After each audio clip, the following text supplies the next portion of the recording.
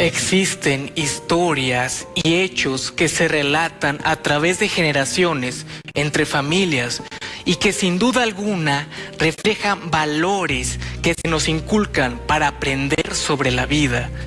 Los mitos y las leyendas son un elemento primario para entender toda una gama de cosas que nosotros adaptamos a nuestra vida como cosas y formas positivas. Esas historias y leyendas están plagados de elementos culturales que a la vez tienen misterio, terror e incluso cualquier otro elemento que pudiera ser fantástico o literario. Los estados, los municipios no son la excepción y se traspasan historias que vamos aprendiendo y sobre todo que vamos transmitiendo conforme pasan los tiempos.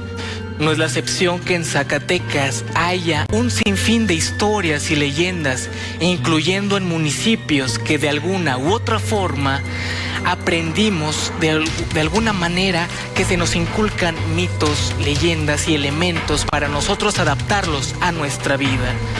Es el caso del municipio de Fresnillo, Zacatecas, donde existe una historia que hay que repasar para entenderla y comprenderla. Los ciudadanos nos cuentan de diversas formas pasando el tiempo y es así como hoy en día se continúa transmitiendo. Primeramente hay que comprender que las regiones geográficas de dicho sitio comprenden una historia particular y sobre todo en un cerro específicamente que se llama Valdecañas, donde es la última morada de una serpiente gigantesca. La historia se transmite de la siguiente forma. Corría el siglo XVII, cuando por aquellos años la población se vio sumida en un posible caos, según se cuentan las historias. Ese tipo de caos fue malas conductas de las personas y de alguna otra forma se tenía que hacer algo para calmar ese tipo de historias y sobre todo de darles valores a las siguientes generaciones. Durante dichos siglos y tiempos fue cuando una serpiente gigantesca apareció en el municipio de Fresnillo. ¿Cómo es esto posible? Bueno, cuentan las historias y las leyendas que durante los sismos de tromba, de viento, agua y aire, había todo un sinfín de acontecimientos que ocurrieron.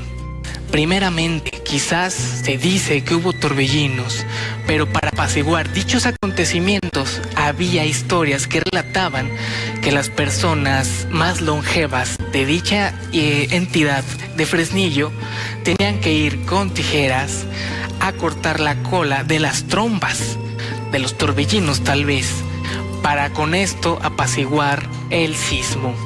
Sin embargo, posteriormente, otra historia sería la contada, ya que durante estos acontecimientos de sismos llegó una serpiente gigantesca que azotaba y daba caos donde quiera que fuera a su paso.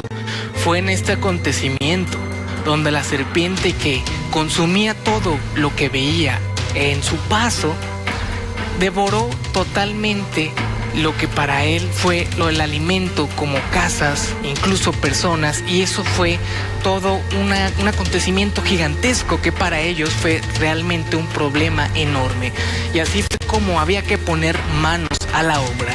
Cómo calmar a una bestia gigantesca, una serpiente venida del mar, quizás junto con los mismos sismos. ¿Cómo era esto posible? Bueno, primeramente se entendía como serpiente, pero también se le llamaba culebra, ya sea porque sí se le llamaba primeramente a las trombas del agua.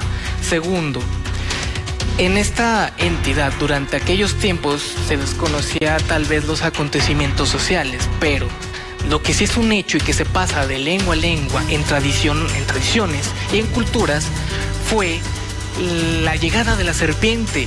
Y no era de esperarse un caos enorme, porque ¿cómo es posible entender la magnitud del miedo y el terror de ver dicha criatura que a su vez parecía mitológica? Fue entonces cuando en las manos de los personajes de aquellos tiempos había que hacer algo. Entonces allí es donde entra un personaje clave en esta historia. Bueno, fue un padre y al parecer iba acompañado de un niño, quienes conocían el conjuro para apaciguar a dicha bestia. Este conjuro hasta la fecha se desconoce tal vez cuáles sean sus palabras precisas para entenderlas y conocerlas, pero ellos actuaron de forma inmediata, ya que el caos que ocasionaba era lamentable para los ciudadanos del municipio de Fresnillo. Y fue en dicho acto cuando el padre se le enfrentó, ahora sí, cara a cara, a dicha bestia, diciendo un conjuro que de alguna otra forma la apaciguaron, pero sobre todo fue un acontecimiento clave que marcó una leyenda que hasta ahora se sigue contando. Dicha serpiente fue convertida en piedra. No se sabe realmente cómo ocurrió este suceso, pero es un hecho que las personas con el paso del tiempo conocían esta historia e incluso tenían el objetivo de apuntar con un dedo hacia donde era la última morada de la bestia. ¿Cómo es esto posible? Bueno, se dice que se puede ver a simple vista en el cerro de Valdecañas el cuerpo de la serpiente hecho piedra. Se puede ver de cualquier punto de la ciudad.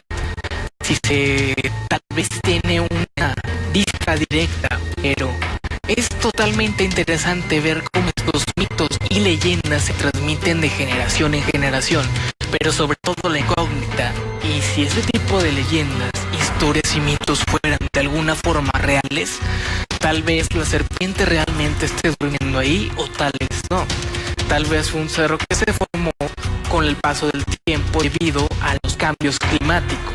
Pero lo que sí hay que tener en cuenta es que esta entidad de Fresnillo tiene una historia que de alguna otra forma inculcaba los valores, porque la serpiente llegó en un momento en que la ciudad se encontraba en un estado de violencia, en un estado de caos donde las personas no se respetaban entre sí mismas, y eso daba un problema donde el municipio reflejaba una cultura totalmente negativa.